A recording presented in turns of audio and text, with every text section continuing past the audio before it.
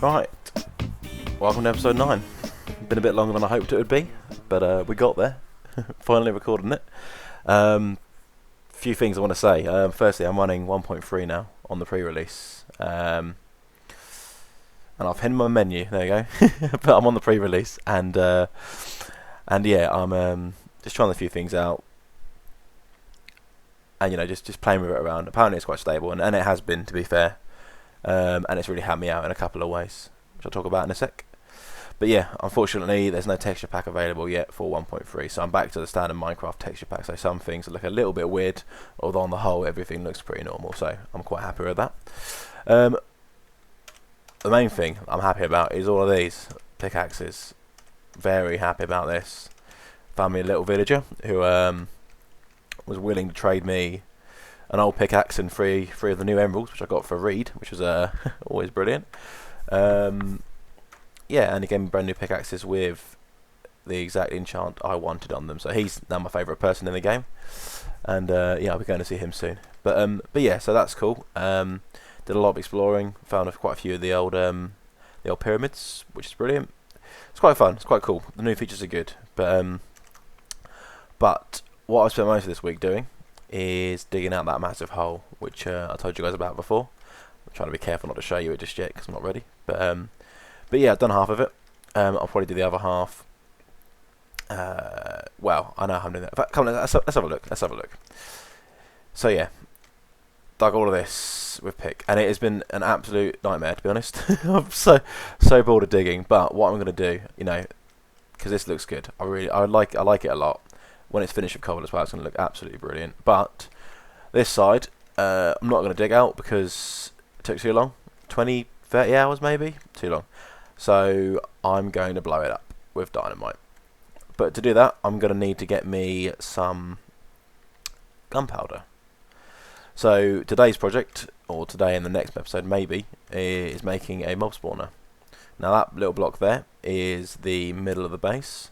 So what I'm going to do for now is just dig straight up to the clouds, get me a little platform set up there, then a mob spawner above it, because I haven't caved enough really to be able to make a spawner down here with all the caving systems around. So at some point I will, but this is just going to be for the moment, so I can gather the gunpowder and the arrows and that sort of stuff that I need, and the zombie flesh now that I've lost my zombie spawner because I dug through it. So that's the plan. A couple of changes up here.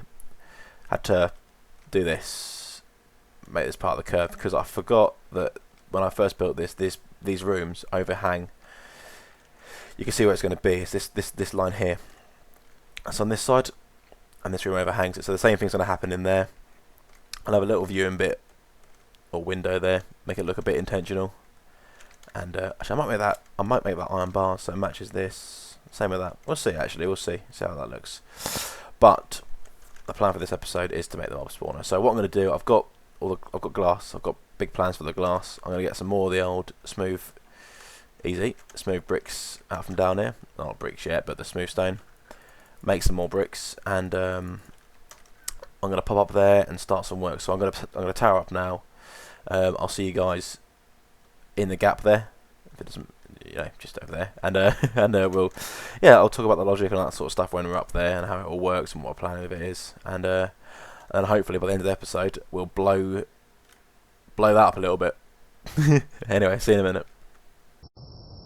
Right, I'm at 200 height, just in time for a sunset, but we don't really care about that. So what the plan is to make this platform here my collection platform, and I sort of want to keep it in theme with the rest of my base. So what we're going to do, I'm going to make this into a circle. It's going to be 7 blocks wide in this direction each way. Oh, that's a bit of a waste. And then it's going to go out 9 blocks in each direction. Let's just mark that out now. So that's 1, 2, 3, 4, 5, 6, 7, 8, 9. That's 9 blocks. And this is basically going to be my enchanting platform. No enchanting platform, that's a lie. My mob spawning platform. So I thought what we'd do, because I'm not very good at doing technical stuff and explaining it at the same time. So I thought I'd do the easy bit, which is putting out the glass planes. Oh, easy. and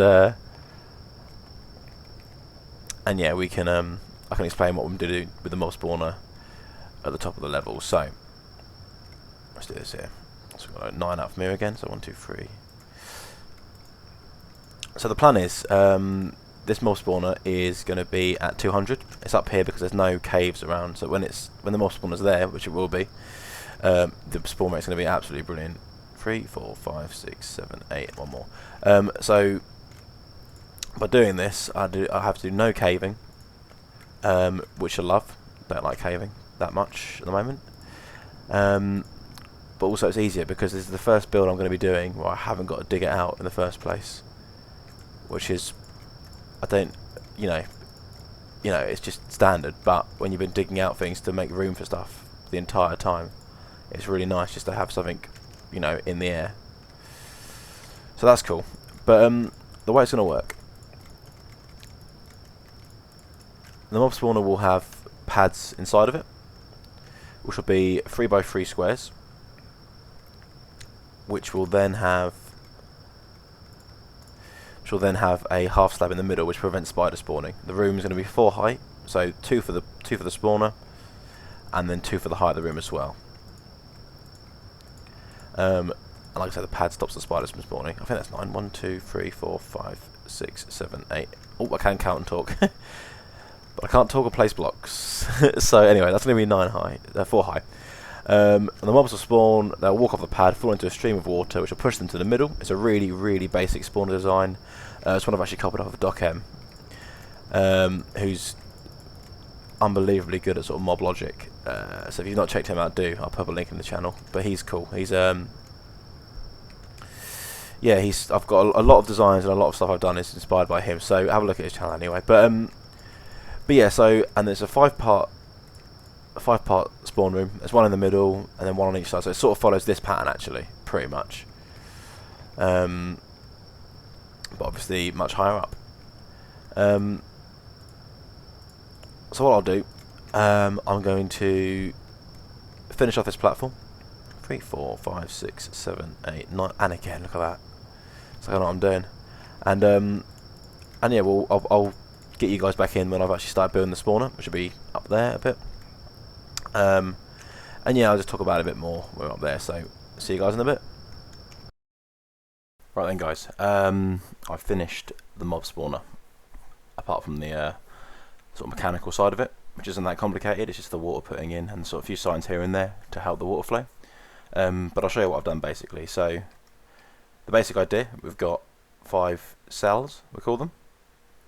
Each one looks like this on the inside. And these 9 block squares are the spawning pads. And the reason we've got these half blocks in the middle, half slabs in the middle, is so spiders can't spawn, because spiders need a 2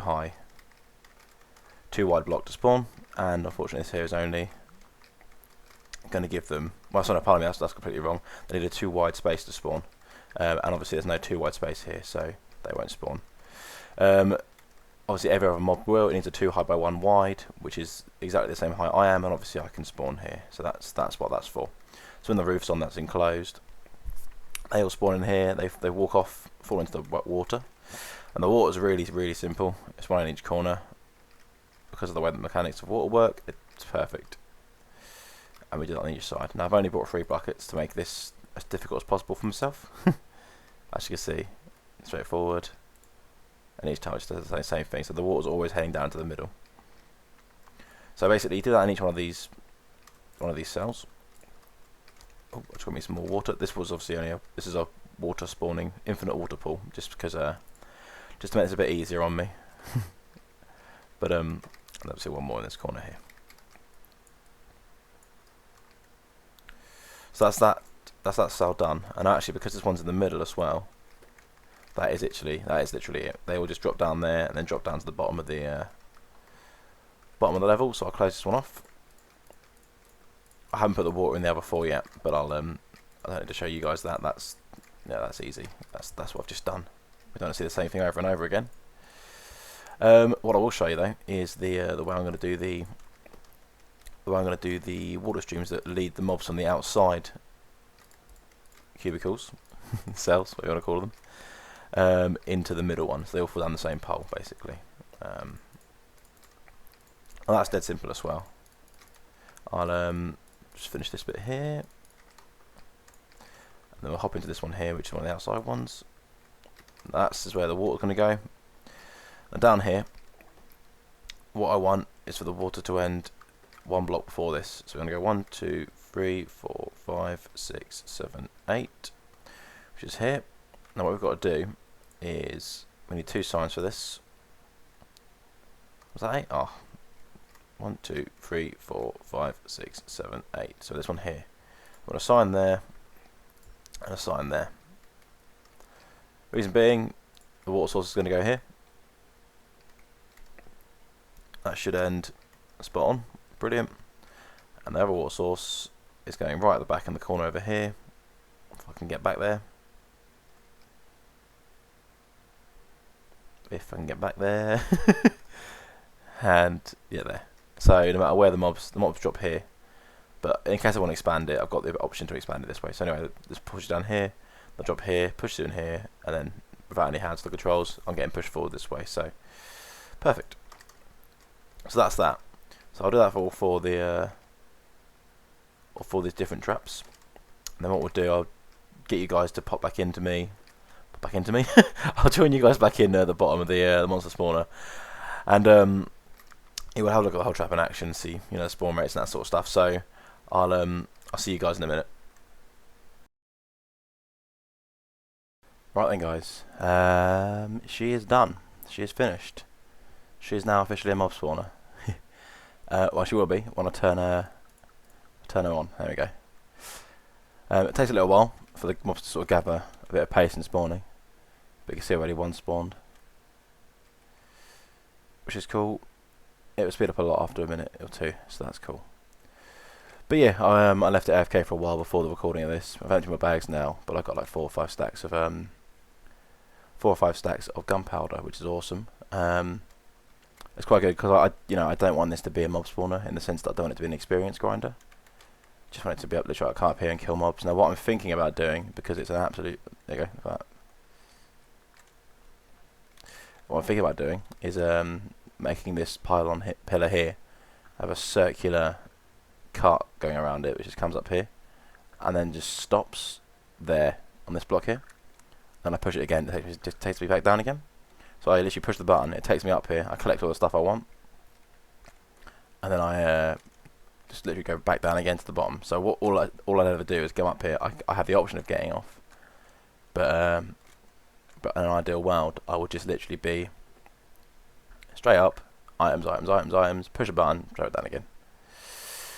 And then I can make this a bit more display-y, because at the moment it's just a which is good. I mean, it looks cool. It's in with the theme. This is a bit out of place, but I'll do some architecture on that before next episode to show you guys, just to make it look a bit better, look a bit nicer. I may have this being held up with chains or something from each of these corners, so it's a bit more. I'm not really sure actually. I don't know how I can make it look.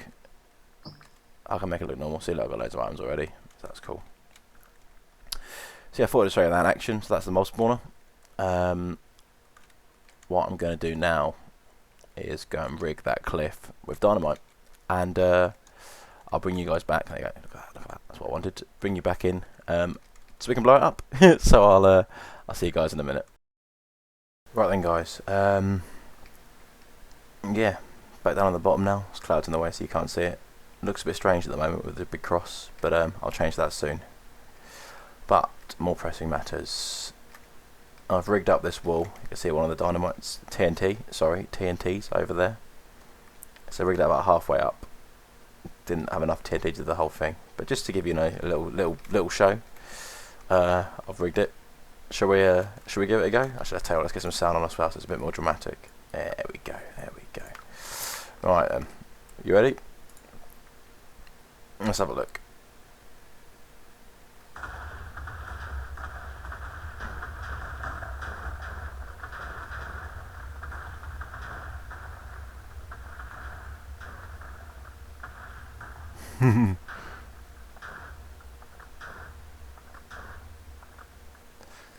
So yeah, bit quicker than digging.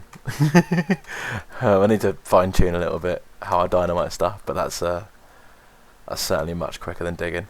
So anyway, I'll clean this up for next episode, and yeah, after that we'll well, have some more fun stuff planned for next time for us to do. But yeah, cheers for watching again, guys. Like, subscribe, favourite, all the rest of it. You know, I like that. Appreciate it so much. But yeah, I'll catch you guys next time. Layers.